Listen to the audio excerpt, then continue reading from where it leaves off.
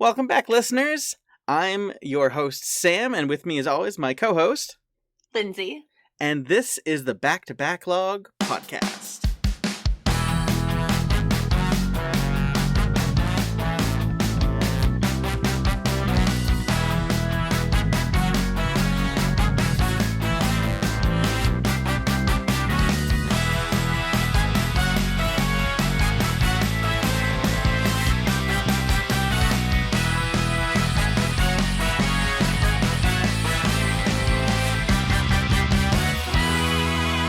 So today we're going to be talking about some spoopy games, some Halloween candy. These are games that are scary themed, but maybe not super scary. Like by Black Cat Merlin. But first, what have you gotten up to in the much shorter time span since our last episode? I pretty much only played stuff for this episode and like the normal, like Fortnite, Apex, still working through those battle passes. I attempted to play Overwatch too, but I can't log in. There's like an issue with if you use their Blizzard authenticator that I've used for years in multiple other games. Like you'll go through the queue and then it's like login error, and then it'll do that a couple more times, and then I got to the login screen and to the point where it was like, okay, give us the okay on the authenticator, and I never got the authenticator message anytime I tried to do it. That's super weird. But when I logged into my regular Blizzard account, it prompted me for the authenticator and it was fine. So yeah, just the game. Yeah, like I expected bugs and like server issues and queues. Like those are to be expected. Like I've waited, 6 hours in a queue to play a game, like it on launch before. I distinctly remember setting up a mobile app on my phone to start it, like to log into New World when it came out. So like we were about an hour away before we got into the car. We like got into the queue, and by the time we got home, we were like almost all the way through it. Worked out great. But I wasn't expecting not to be able to log in at all. Like that was I still can't log in. So that's crazy. It's great. It's great. It's really good. It's wonderful. Thank you, Blizzard. Excellent release. Not bitter at all. Well, for once, I believe I actually got to play one of the games I said I was going to, which is... I think that might be a first for both of us. Yeah, I wanted to play some more stuff on my Quest 2, great little VR headset. And yeah, I played through the Vader Immortal series. I had played the first episode and was really impressed by it. And so I played the second and third episodes, kind of finishing up the story. It's really good. I'm excited to maybe jump into they have another Star Wars themed like one-off thing. That was pretty cool. And then Toem got an update. They added a new whole area. So I started playing it. I'm still waiting for their bug fix because I can't continue playing it, because once you start the new area, your save file gets bugged so that you can't reload into it, which is fine. I understand. They're a small team. But I'm excited for whenever they fix the bug and I can play the rest of the new area. And I played a little bit of a really weird platformer called Semblance that somebody recommended to me. So that was pretty cool. Very nice. So, spoopy Halloween candy games. I think the one at the top of my mind is probably the one I played last, which is Cozy Grove. It's super cute. It's by Spry Fox Games, and it came out in 2021. You are like basically a Girl Scout, but it's like Spirit Scouts. You go to an island and you're trying to help the ghosts on the island be at peace. It's really, really cute. It's not like Stardew Valley where you can like sit down and play it for 8 hours. Like it passes in real time. So if it says like you have to wait till tomorrow to do something, like they mean like the next day. Oh, that's cool. So I could, I ran out of stuff to do after like 2 hours, which is fine. Like it prevents me from like playing, like doing what I did with Stardew Valley and playing the game for like 6 hours at a time. But it doesn't like, is it like the same thing every time? Does it feel like an MMO dailies sort of thing, or? No, it's like it almost feels like a mobile game, if that makes sense, where like you have X amount of things to do and then you have to wait until you can do stuff again. But like it's still, you're not doing the same things. Like you're doing like story quests. Okay, they're all kind of like fetch quests. but Nice. like you're progressing the story, talking to more spirits, like helping them find the things that they need. They give you items that help you find more spirits. It's really, really cute. It's a very sweet game. Nice. I'll have to check that out. At least It take a was look at. definitely I said I wasn't gonna buy anything for this episode, but I bought Cozy Grove because I was like, I just want it. Yeah. Like I told myself I wasn't gonna do that, and I did. But it's not super expensive. It's like $15, so it's not like breaking the bank. You know what I mean? Yeah. So I guess the game I wanted to play most for this episode, like the one that I had in mind most when thinking about Halloween candy, is Costume Quest by Double Fine. So I had played the original way back in the day when it came out in like 2010ish for like the PS3 and that era games. And I had just put off playing the sequel. I kept putting it off because I kept wanting to play it when it wasn't Halloween. And I was like, no, no, no, I have to wait. And it was the right time now. So I went and I just played Costume Quest 2, and it was a lovely game. It was super cute.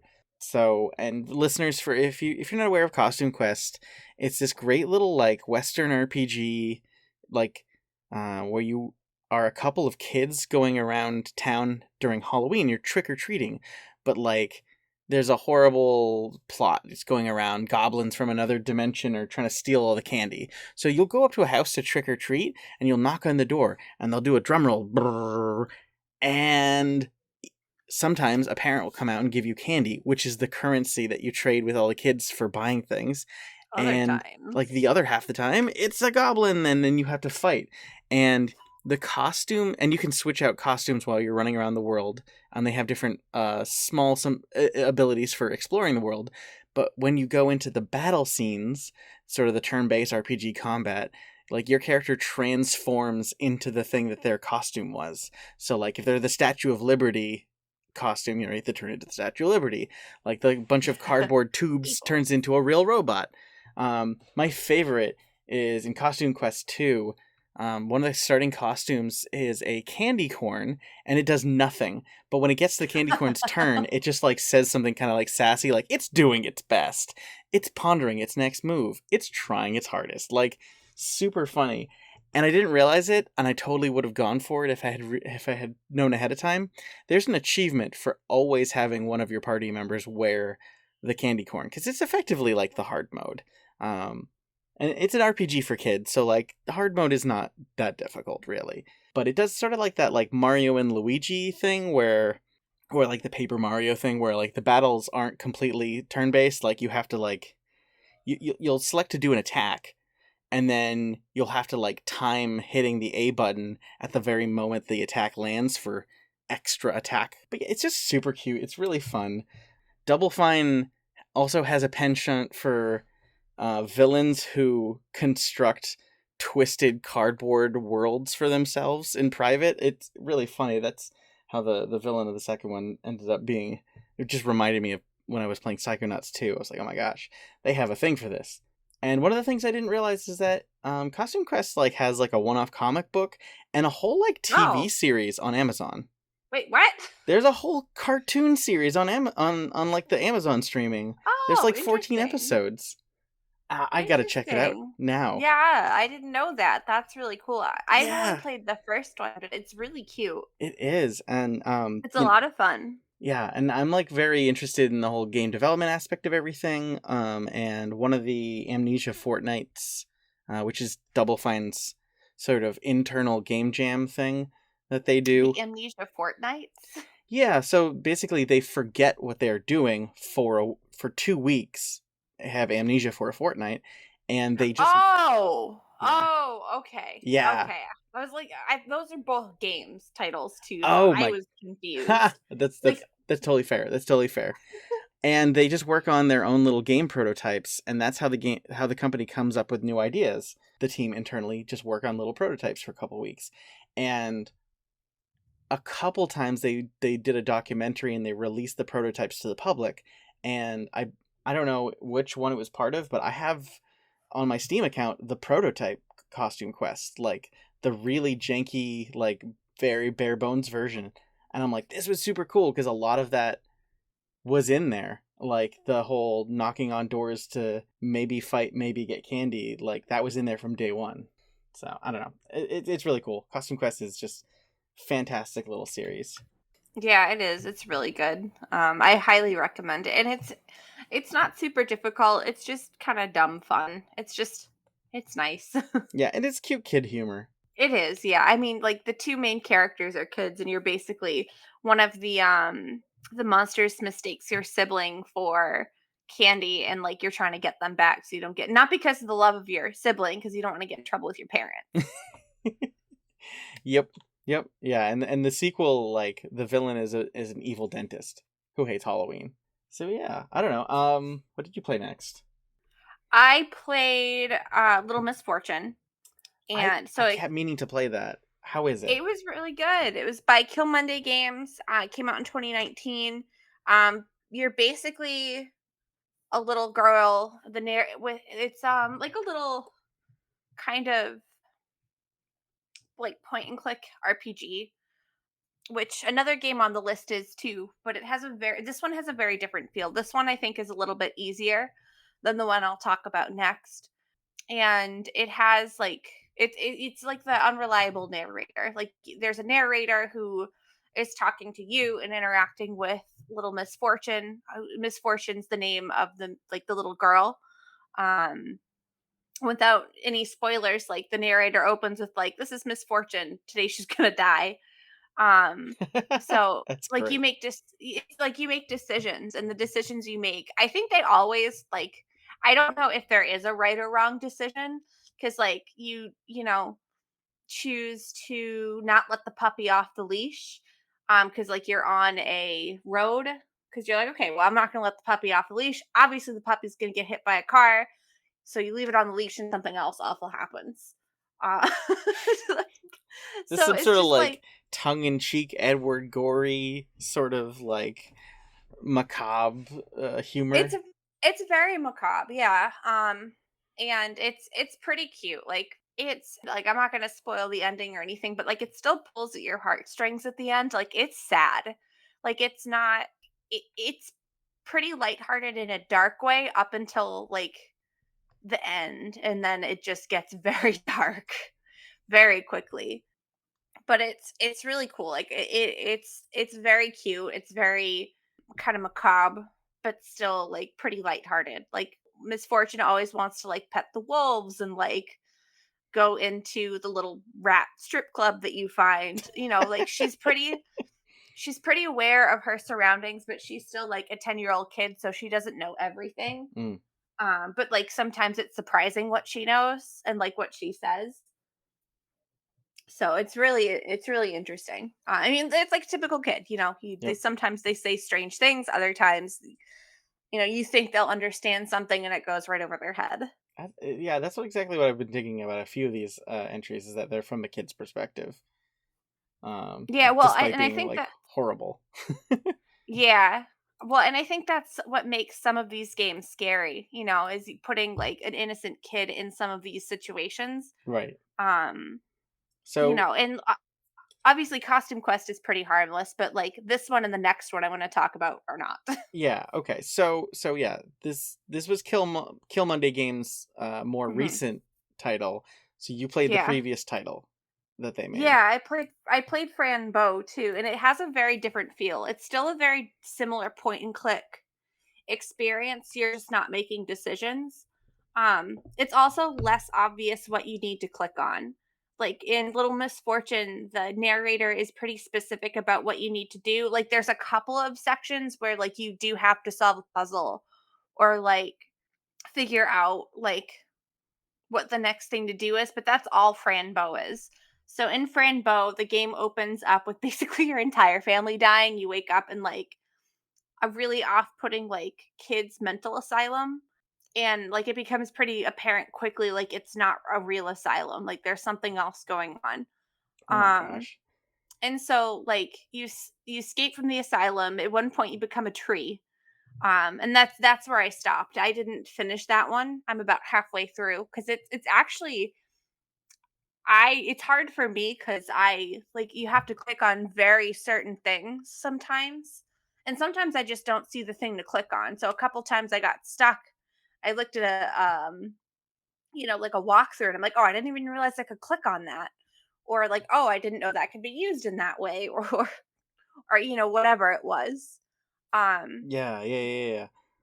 but it's still like you can definitely tell it's by the same people, but the artwork is very different. But it's really good.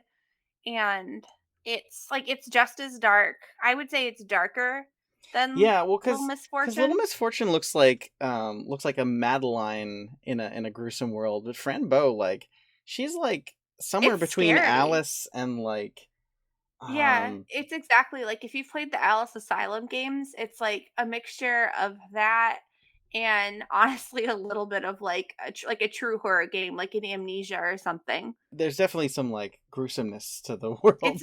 the whole game is very gruesome. I mean, like in the asylum, like you find like kids like chained up in a basement, like post surgery, like bleeding to death. That's not okay. Um, Oh, yeah, it's dark, but it's good, and there are light moments in the game. Like you get reunited with your cat, which is awesome, but it's most pretty dark. okay. But at the end of the day, it's about like Fran and her cat, Mr. Midnight, trying to get back to her aunt, who's like the only family she has left after her parents were killed by the monster that keeps following you around. So yeah, I am gonna finish it. I might use a guide just because I don't I don't know if I have the brain power these days to actually figure everything out for myself. Um, but yeah, the story is really good so far. Like it's a unique story. Like I would say Little Misfortune's story isn't that unique, but so far Fran Bo's is. Like it's very Alice in Wonderland, but like morbid. Huh, So that's I cool. definitely recommend it. Yeah, I think I don't know. Maybe pivot a little bit towards something a bit weird. And I think it kind of relates back to our accessories episode, but I've got to talk about a really interesting indie game called the Texorcist: The Story of Ray Biblia, or Biblia, I believe, by Morbidware. It was from 2019, and I heard of it because the guy like he had a Dreamcast version of this game made. And if you hear about what this game is, you're going to realize how absolutely bonkers that is. It is a game where you run around and you have to it's like a typing game. You have to type like script backing up 3 million steps. You are a former priest who is going around and exorcising a bunch of demons that have taken over this town, and so you have to like shout scripture at them to like exercise them. And by the way you do that is you type out a bunch of sentences that are all like, in the name of the Lord and the angel Michael, he does this and that. um but then you're also like dodging bullets like a bullet hell. So you have to switch between typing and running, and it's actually very, very difficult. um and yeah, there's a Dreamcast version of this because there's a Dreamcast keyboard, and I know about the Dreamcast keyboard, and I Yeah. have it because I played a bunch of the Typing of the Dead, which is a um a spin-off of the House of the Dead franchise. The House of the Dead franchise, infamous Sega series, by their AM1 division, like arcade division. It was a light gun game where you're shooting zombies. Very fun. Home ports are okay, but like you really, like if you're playing on like a Wii or like the PlayStation Move or something, like great, awesome, best way to play that. You really need a light gun of some kind to play the House of the Dead. Like playing it with a controller or a cursor is just silly. It did get remade recently, House of the Dead, the original, by the same publishing house that also remade Panzer Dragoon, another Sega, classic Sega title from that Yeah. era. So Oh, that's I didn't realize interesting. they remade that. Yeah, at least the original. Yeah, so there's a new remake that like out this year, like a Hmm. few weeks ago. The House of the Dead 1 remake came out. Yeah, I didn't I realize they remade either of those. Yeah, I haven't had a chance to pick it up, but yeah, I've played House of the Dead, 1, 2, 3, 4, a whole bunch, and Overkill on the Wii, especially. Overkill was great. And then, yeah, the Typing of the Dead was based off of House of the Dead 2. So they converted House of the Dead 2 into a typing game.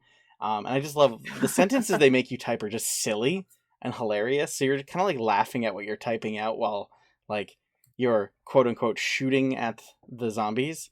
Like every time you hit a keystroke, it's like pew pew pew. And at least on the Dreamcast version, like the characters in the cutscenes who'd normally be running around holding like a gun are like running around with like this little like backpack with a keyboard and like a Dreamcast that with a giant battery on their back. It's really goofy and funny.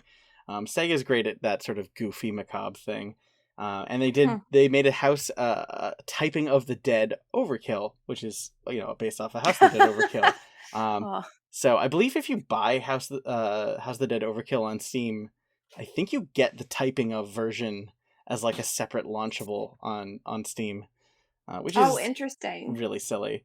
Yeah, those That are is super fun. silly. So yeah, three. There you go. Three. So Typing of the Dead, Typing of the Dead Overkill, and Texorcist: The Story of Ray Bibia.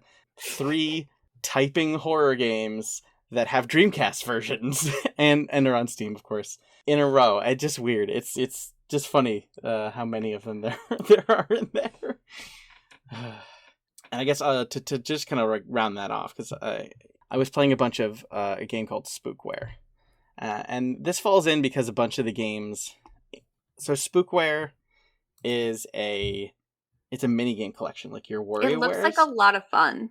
It is really fun and it's super cute and appealing.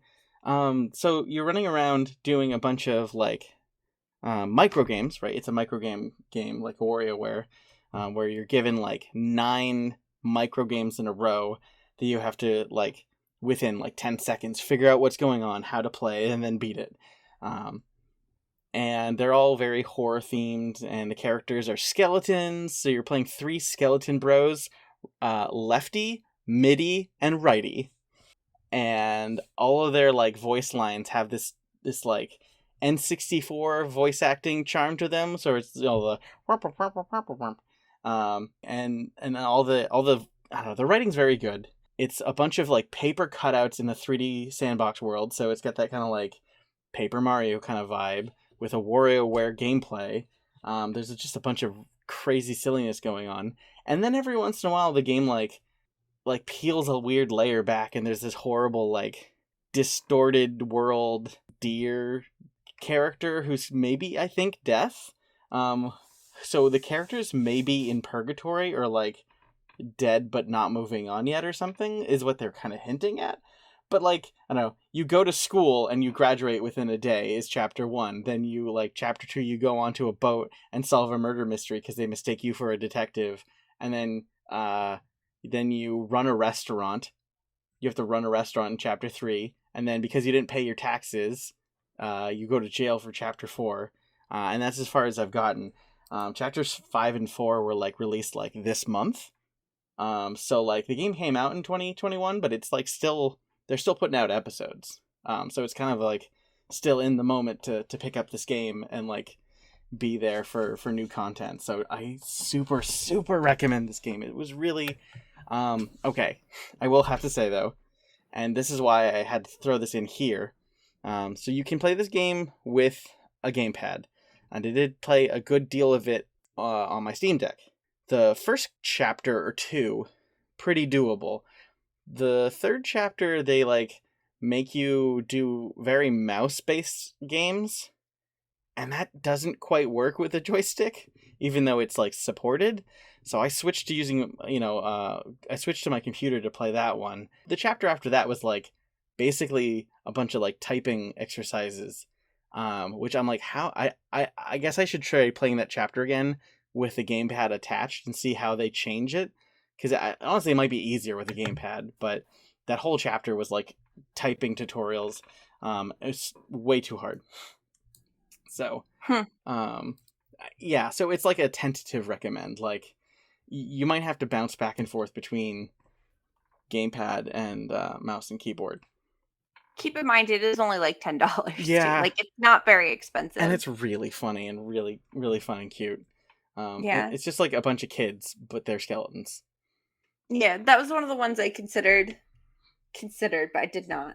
Yeah, I'm really glad I Um, picked it up. I didn't think I was gonna. Yeah, again, I was like, I don't want to buy another game for an episode, but I'm really glad I did. I'm really glad I picked up Spookware because yeah, it was yeah, between that and Cozy Grove, but Cozy Grove was the one that I'd been wanting to play for a lot longer.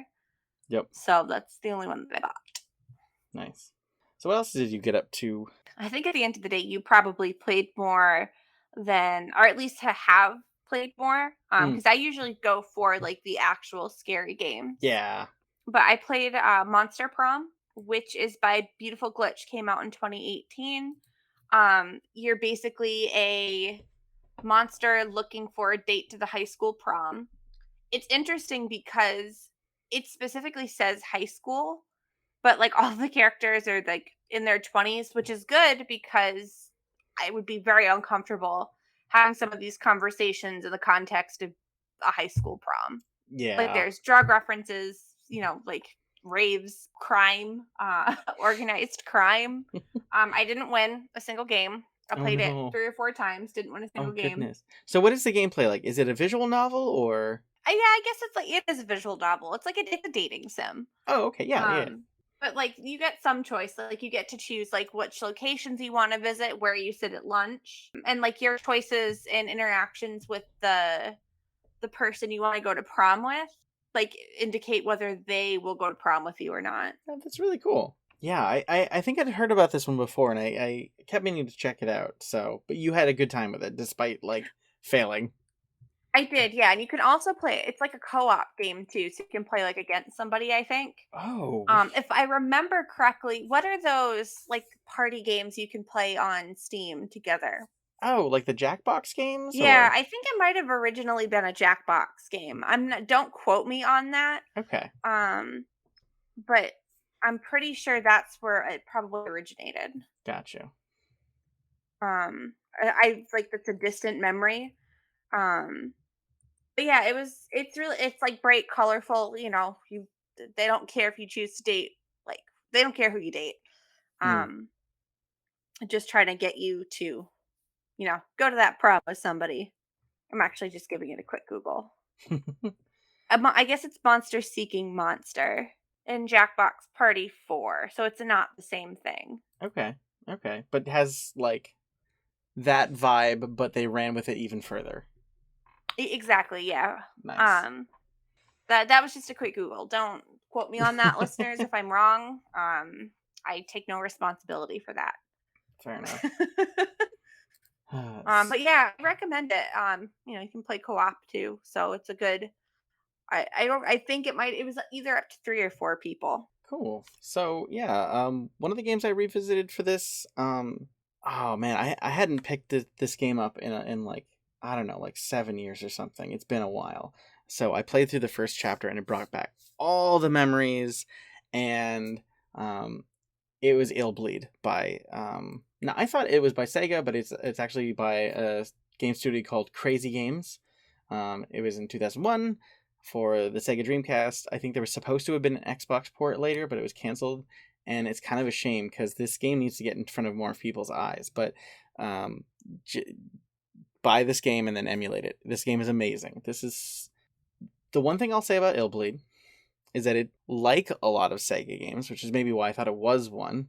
Other than also because a lot of the voice cast comes from like the Sonic the Hedgehog games of the era. Like the main character, she's Mm. like voiced by the same voice actress as like Rouge the Bat. And I was playing this with one of my roommates, and she recognized the voice from a bunch of Nancy Drew games. But yeah, one of the other characters is like Sonic and stuff. But like a lot of Sega games, this game doesn't tell you a lot of things off the bat. Like there's some tutorial and there's some in the manual, and then some of you just have to figure out. But once we did kind of figure out what was going on, um, we had a blast. So your main character, Eriko, she was like traumatized as a kid, and then she grew up liking horror games or horror movies and things. And this new horror theme park opens up, and her horror loving friends are like, "Hey, there's a whole like win $1 million if you can survive in our horror theme park for like 2 nights or something like that." And so she's like, I don't know. And then all of her friends go missing. So she has to go and find them in Illbleed, which is the name of the horror park. And so the gameplay is there are 4 different chapters that are like attractions at this park. They're all different like B horror movie themed stories. And you have to go around and you have like these like meters. They look like heartbeat meters and they're for like sight, sound, smell, and sixth sense. And if the heartbeat is going off on like sight, sound, or smell, then you need to like stop, use your like spook vision meter, and like try and mark the scary, like potentially scary things that you'll find with the little like spooky discovery glasses. And if you failed to mark them and you get spooked by it, like you'll start, you'll get cut by some horrible thing that jumps out at you. Your heart rate will go up, and then you'll have to find gauze and like heart pills and that sort of thing around the map. And if it's a sixth sense, then it's usually either you're going to find an item or you're going to end up in a battle. So you have to like pay attention to the meters, and like marking things uses up adrenaline, so like you can't mark everything and then just be like everything's safe. Like it's like you can use it up and then just we didn't realize what was going on at first, so we just started marking everything and we ran out of adrenaline and we just had to charge into places getting spooked and cut. Like Oh no. But once we found out that like, oh no, there's a strategy behind it. We really need to like, hedge our bets on maybe marking this and maybe hoping that one won't jump out at us. And it's really fun. And like the thing that sold it to me was nearing the end of this first chapter where like, so the story of this attraction is like, some guy ran a hotel and his son, who is a baseball star, and then he got burned to death by kids who lit his hotel on fire. So now he's roving the halls of this hotel looking for revenge with a flamethrower. And you find like a baseball bat and like trophies and things like themed. But so this like burnt up monster dad thing is like chasing after you. And at a certain point he's like humongous, like, boss sized, right? And you run into what ends up being like a control room, like where you find the guy who's controlling the animatronics. And he's like, yeah, isn't that scary? And you're like, you jerk. Like, I just spent so much time getting murdered by this guy. And you're just like, isn't it awesome?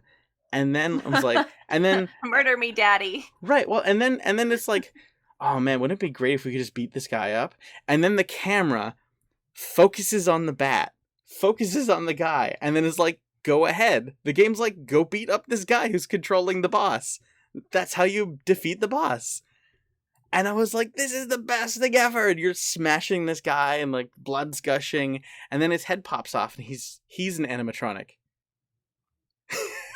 Oh, jeez. I'm like, oh, that's right. This game plays crazy mind tricks on you. I forgot. Like from what I remember playing back in the day, like one of the levels, like you and your friend get like turned into wooden dolls in a like lumberyard factory for a while, and it was the most horrifying thing. So like it's goofy intentionally, but it's also pretty like mind gamey. So I don't know. Illbleed is something that not a lot of people know of, but it's such an interesting experience, and nothing plays like it. Yeah, I've never heard of that one. Yeah, nothing plays like it. So like, yeah, emulate this on your Steam Deck.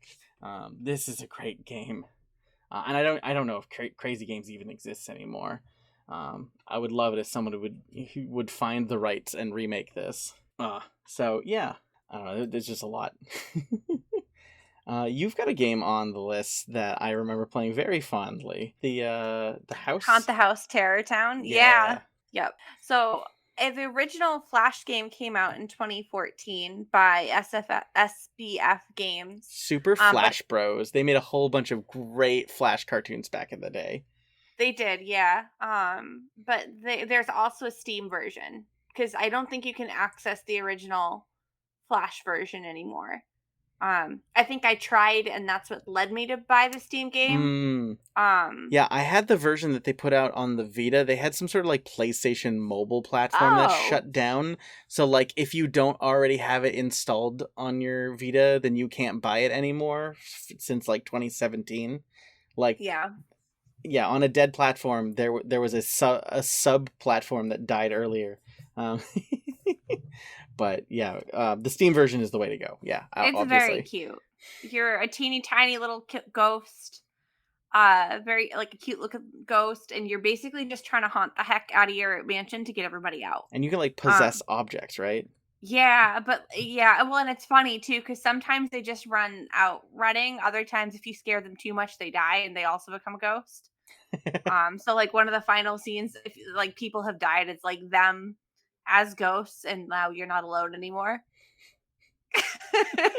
um It's a very, very cute. Like you can yeah, you can haunt objects room to room.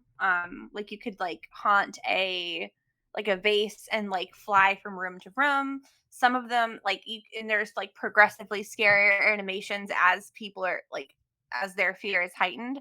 So maybe like you first like possess a bed, you can just wiggle it. And then when everyone's terrified, you know, possess the bed and all of a sudden like it becomes a mouth. Right, and you're like given a scene, which is like a house or a boat or an opera, a theater or something, and you have a crowd that you're trying to scare as many as possible. I think. Yeah. Yeah, yeah, I haven't played the other ones as much. Just the first, main level, Mm. where you're just trying to get everyone the F out of your house. Oh, it's But so yeah, it's cute. cute, it's dumb, it's fast, it doesn't take very long. 10 out of 10 recommend. Yep. Yep. Now, Um, it's been a while since I've played it, but Spooky's Jump Scare Mansion. I definitely saw some Let's Players play it because it was definitely big for like the Let's Play scene. It was made by Lag Studios in 2015, and it's supposed to be like there's like 900 rooms in Spooky's Jump Scare Mansion, and Spooky is like this adorable ghost girl, and like the levels are like you'll be walking, and a cardboard sign will pop out that has the word boo on it, and you're like, ah ha ha.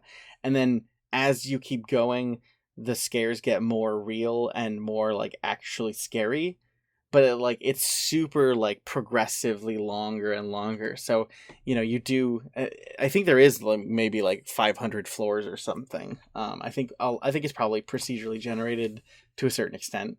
And it's just kind of like an endurance test to see like from silly to actually scary, like how far can you get. And I actually played this in the PlayStation VR headset, because that's one of the games that lets you play it either way, like regular or VR. So I played a bunch of that in VR, and it definitely made it scarier, of course. Once I got to the scary floors, but yeah, I don't know. It's a cool game. I really liked my time with it. I might honestly just find like a Jacksepticeye or a Markiplier sort of Let's Play and sort of look at the later stages. To be honest. yeah, that's not a bad way to do the some games I think are just as much fun to play as they are to watch other people play. Yeah. Yeah. Exactly. Couple games wicked fun to watch someone play, like be in the same room. I would say Telltale's Walking Dead is like Yeah. basically it's a TV series with Mhm. really cool decisions along the way. I've played that many times with friends. I haven't played the third season, the final season, but I loved what I played of the first and second seasons. The first season, you play as this guy, Lee. He's taking care of this little girl, Clementine. And in the second season, It's a foreboding name. yeah, in the second season, you play as Clementine, and she's like a teenager at that point. And she's kind of coming into her own. And I believe in the third season, she's like even more like maybe she's in her 20s or something. Yeah, the game's just really fun. There's just a lot of like decisions. There's a bunch of timed decisions where like characters will ask you, we need to like choose now. Like, are we going or are we staying and helping the thing? And like, you see the bar shrink, shrink, shrink. So you have to make a quick Snap decision. decisions. And like a lot of times when you make a choice, like who to feed that day, like from the rations of where you're held up with a bunch of other people, like sometimes the characters, you'll make a decision and it'll say in the upper corner like Clementine will remember that, Kenny will remember that, and it's like, oh Yeah. no, oh, I don't want Kenny to remember that. I sometimes it's good. He's like, hey, you fed my boy, thank you. I'm gonna remember this. And it was like, oh yeah, you do me a solid, Kenny. So like, I don't know, the characters is what really sells it, right? Like any good zombie Yeah, series, like we've all seen zombies. The zombies thing is a setup for character development and characters being in an extreme circumstance, and they do all the tropes, right? It is definitely The Walking Dead. It's funny, I haven't really seen the TV series much or read the comic books. Like, so for me, like Telltale game, that is The Walking Dead for me. And gotcha. I know a bunch of people have been very excited because the Saints and Sinners games on the VR headsets have been Hmm. very popular, and I do need to check them out at some point. But yeah, to me, The Walking Dead is those Telltale games. Yeah, Uh, I've played Telltale games. Oddly enough, some of them I've only played like with other people at the helm. yeah, Um, and the funny thing is that like The Walking Dead is the game that Telltale, like that was the first of their they new blew up. That was style. like Like, one of their first licensed titles, I think, because they got Game of Thrones after that. well, so big licenses. So almost every game they made ever was a It's a license. license. Yeah, yeah. But the early games, like they made Monkey Island games, they made the Strong Bad game, they made a few like puzzle agent games, and those were all very traditional point and click adventures with inventory puzzles. And then they made The Walking Dead in this kind of like choose your own adventure style, so a little bit adventure gamey, but with no real inventory puzzling, no real puzzles, honestly. And it blew up. You're right, it blew up. And then every game they made after that was in that exact style because Yeah. like that's what's succeeding for us. So it's like Telltale Games is before and after The Walking Dead. Definitely, definitely. So I played a little bit of Bayonetta, and I absolutely thought it was hilarious and loved it, and do I want to loved play. it. I do want to I play only more. played the first one. Okay. Um, I know the third one's coming out. I can't remember if it's the end of this year or next year. And I own the second one for Switch. I own them for Switch. Yep. Yep. Um, Yeah, and listeners, this is a Platinum Games series. The first one was in 2009, yeah. and that one was published by Sega, so I think that's on everything. And then the second and third games have been published by Nintendo. So Nintendo's funding them, so it's on only Nintendo systems, but the first game is like on everything. Um, It's really smooth. Like the controls are really I think the original came out for the Wii. I want to say Wii U. I don't remember. um the first game came out for the PS3 and the 360, and then it was ported to the Wii U Oh, okay. because the second game was a Wii U exclusive. And I think then they probably all Gave got it to ported to the Switch. Switch. Yep. Yeah. So, and yeah, they're like a devil. They're like Devil May Cry. You know, they're a spectacle action game where you beat things up in a very With your hair. stylish. You beat Yes. things up with your hair. And Yes. like your ridiculously like tall like pleaser heels. Oh my gosh. So yeah, listeners, if you haven't seen Bayonetta, oh my god, go look it up. Go look up any cutscene. It is hilarious. It is such tongue-in-cheek campiness. It is It's great. so good. It's so Bayonetta good. is a witch who doesn't remember where she comes from, so she's having to you explore her story by her remembering a bunch of things. Her hair is magic and turns into her clothing, and I think while you fight her, like her hair clothing like detaches, so she's a little bit scantily clad, and it goes and attacks enemies and stuff. Yeah. She's got guns strapped to her heels and in her hands, so like there's button combinations to shoot with every single one of your limbs, basically. It's Um, so fun. it's really funny. It's really funny. And Um it's really pretty and stylish. yeah, and like it's like raunchy in the best ways. Like it's not too much. Yes.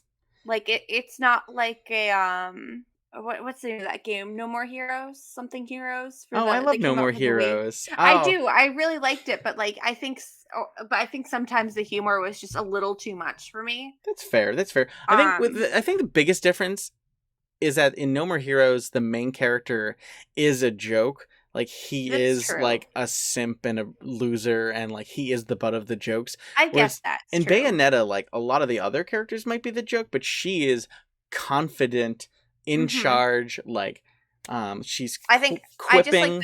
the tone better Yeah, and the quips better. Like y- it's like sexual content in a way that doesn't seem like, obviously some of it is objectifying because of how, but it's like very aware of it and She does it in a owns her way where, sexuality. yeah, like it doesn't feel gross, if Right. that makes sense. Like, I think there are some games where they try to give the main female character like that exact um Yeah, sometimes it just doesn't work. And I think yeah, it I works think the really well with the confidence level, with the fact that she's a witch especially. yeah. Um I think it I works. think the other game that does it really well is Lollipop Chainsaw, which we've talked about in a previous episode, so we won't talk about it Right. here, but it's the same kind of like quippy, very It's interesting that sexually aware. this Platinum Games title we're like definitely comparing to Suda 51 games. Mhm. I feel like there should be a crossover at some point. Yeah, so but yeah, Bayonetta plays a lot like your Devil May Cries. Yeah. And you know, people are gonna hate me for this, but I really only played the Ninja Theory Devil May Cry, like the reboot, Oh. quote unquote. I really liked it, but I know I didn't play any of the other Devil May Cry games, so I might have extra keys for I you. think I'll that's take the a only look. way. Yeah. Ooh, I'm excited. I'm interested. I'm I'll take a definitely look. interested in more of the Um, Devil May Cry series, because I liked what I played of the remake, and I know that it's horrifying to hear that if you were a fan of the story so far, because it just like yeah. interrupted and threw out what the story was so far, and like yeah, you know, you've got Devil May Cry 5. It goes back to it and all. Um, so I and mean, I haven't played all of them either. I oh played yeah, like the first ones. I Like, do. the first one I ever played was on PS2 on my hmm PS2. I And do then I have the love like 3 pack for my 3 PS3. I love the fact that Devil May Cry is like Devil May Cry was the second draft of Resident Evil 4. Resident Mhm. Evil 4 went through like 5 different drafts or like something like 4 or 5 different drafts, and like 3 of those drafts just became other games. And Devil May Cry is one of them. Devil May Cry was one of the like potentially like we're working on Resident Evil 4 and here's what we've come up with, and they're like, yeah, it doesn't feel like Resident Evil, but we should still release this. And then then they called it Devil May Cry. Like so Yeah. good. Um Dante is just like the quintessential like cool guy. and it's funny when you think about like the fact that Dante and like Resi 4 Leon, they're very similar for that reason, that like Mhm. it all came from the same game idea, just went in wildly different directions. Yeah, I like the Devil May Cry games a lot, at least the ones that I've played. I think they're very entertaining. Basically you're hunting demons, and it's like a very quintessential like RPG, like what, it's really good. Nice. Um Yeah. I don't know. I know the last couple got some criticism. I haven't played those. Yeah, I've heard people really liked 5 though. I heard very good things about 5 from the like the game design Oh focus yeah, side. from what I've seen of So, the game design, it looks really good. yeah. But Um I know when they redid some of the story elements, but I mean that's going to happen no matter what. oh yeah. And I think it with a franchise it's been around as long as, Devil May Cry or Resident Evil, like eventually they're going to have to clean up some of Yeah. the lore and some of the story for a more modern audience. So Yep. I'm okay with like a reboot essentially. Yeah. Um so I do want to quickly aside and mention, yes, we're aware that Luigi's Mansion fits perfectly in this list, but I don't think either of us have gotten a chance to play Luigi's Mansion. No, I don't own it. I haven't played it much Any at of the all. 3. I would love Mm-mm. to, but the one I will say I've definitely played a ton of and will recommend is when the Castlevania anime came out. I It was so got good. I got super big into playing a whole bunch of this Castlevania games again. I actually tried out a lot of the series for the first time around that time because it always had been on my list to play. And when the anime came out, gave me the motivation to play. I think a lot of you are going through that with 2077 right now. Um, but I really, really liked. I think my favorite Castlevania that I was playing was the Dracula X Chronicles, which is a PSP like 2.5D remake of Castlevania Dracula X. So it was like one of the last, I think it was for the MSX originally. It was like one of the last of the classic Castlevanias, like where when you jump, like you're committed to your jump. You're not moving in the air. You have to wait till you're done jumping before you can move. Like that very deliberate classic Castlevania. I would think it was one of the last ones. It was really well designed, and I think the 3D models and stuff in the PSP remake are like really good, and it just adds something to it. I dug it quite a bit, and there is in that title you can unlock the entire full Symphony of the Night. So I also played a bit of Symphony of the Night with that PSP title. But I mean, I have friends who've played all through the DS games. I know friends who like love the NES titles. Like Castlevania is just a really cool series. I wish I had had the time to sort of dig into the PS3 game. I did pick it up this year, but I just haven't had the time, honestly. But Castlevania is so good. I've actually never played a Castlevania game. I just picked up Lords of Shadow because it was like $5 on Steam. Yeah. Oh, is it? And I was like, well, this was a couple of weeks ago. Oh, see, that's the one I picked up for the PS3. Is the first Lords of Shadow. Yeah, the second one was on sale too, but it was like $5, so it was something ridiculously cheap, and I was like, yeah, I'm gonna buy it. Just Nice. why not? I know that one That is amount of money. again like where there's the classics, there's the Symphony of the Night sort of Metroidvania style, and then Lords of Shadows is even slightly different from that. I forget if it's more, well, I know it's a different style, but people said it was pretty good. So Yeah, I'd be really interested to play it. I don't know, yeah. Castlevania is such a good series, and I watched the anime and it was excellent. oh, they did such a good There's job. also a Devil May Cry anime. Is So, there? Huh. hmm That I doesn't remember watching it many shock. years. It's made by the same people that did. It's made by the same people that made another similar anime with a guy in a red coat that wasn't Trigun, but I don't remember the name of it. I'll remember it at 3 a.m. I don't even know what to Google because it's been like 10 years since I watched either of them or played them. Like, and I know I've never played the other one that I'm thinking of. But yeah, so fun facts. Fun incomplete facts Yeah, are I the know. most Sorry, fun. fun and complete ramblings of Lindsay. Welcome to the show. Da da Uh, da. Wait, that's Reading Rainbow. Um, um, moving to back to kind of the funny, spooky ones. yes. I played Monster Loves You, which is like a text-based, like choose your own adventure game by Radial Games. It came out in 2013. You're literally a monster born in like monster goo and like navigating your life. It's really interesting. Like there's no like it's all text based. Um Oh, so you can choose like different scenarios and you don't even know what the scenarios are. You just kind of click on a picture, but like you move through your life from like child to adulthood. When you're an adult, you have to choose like social or political situations to put yourself in. And basically your goal is to like gain the most respect that you can. It's really interesting. It's a lot of fun. It's very simple. Like it's a very simple game, but it's a very like satisfying. that sounds really cool. You're gonna have to link me to that afterwards. Yeah, it was really cool. I really liked it. Nice. And then the last one that I thought of at the last minute was Touch the Dead for the Nintendo DS. Oh my gosh. Um, Yes. I remember picking it up just because I thought the name sounded wrong. It came out in 2007 by Dream On Studio, and it's basically just like a bullet, uh, like a little touch, like you touch the pad, like you touch the zombies with your little stylus to kill them. Oh, so it's like a light. Um, It's like a light gun shooter. It's like a House of the Dead, Yeah, but it's exactly like that, or like an Overkill or Doom, which I still haven't played. Where you're just going through and shooting everything you can oh, that's in really cool. waves. I might have Yeah, to find that for my DS because I've been kind of looking for a DS game to play. So it's hard to find because I was looking for that and another. Well, that one's easier to find. The other game that I probably won't talk about next time, so I can talk about it here, is Dementium for the DS or 3DS. It's really hard to find and it's really expensive. hmm. I mean, like you could emulate it, the DS game probably pretty easily. Like that one would probably emulate pretty well on the Steam Deck just because it's not Mm. like super involved.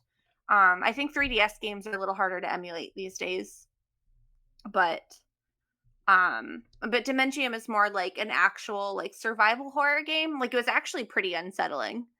I didn't play enough of it because it was pretty rough.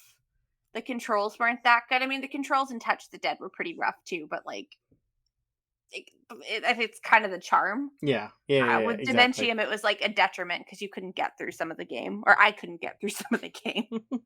Let me rephrase that. Hmm. But yeah, Neat.